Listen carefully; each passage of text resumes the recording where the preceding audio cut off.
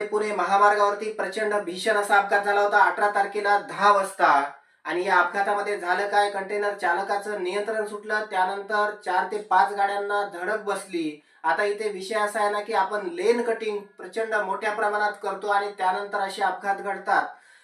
मुंबई पुणे महामार्ग आहे ना, लोणावळ्याच्या घाटामध्ये स्पीड लिमिट दिलंय, त्याचबरोबर लेननी चाला असं सांगितलंय, तरी पण आपण लेन कटिंग करतो आणि अपघात होतात. यामध्ये इनोवा हायक्रॉस आपण बघू शकतो, प्रचंड नुकसान झालंय. बाजूला टाटाची टियागो देखील आहे, या गाडीचं कमी नुकसान झालंय. आता डायरेक्ट इनोवा हायक्रॉस वरती कंटेनर पट्टी झाला, त्यामुळे त्या गाडीचं नुकसान झालंय. पण आपण बघू शकतो आतमधले 7 लोक होते आणि 7 मधले 3 लोक जागेवर त्यांना जीव गमावा लागलाय.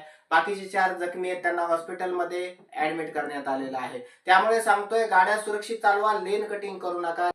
तुम्हाला या अपघाताबद्दल काय वाटतंय? तुमच्या प्रतिक्रिया आम्हाला नक्की द्या आणि चॅनलला जर नवीन असाल तर सबस्क्राईब करायला विसरू नका.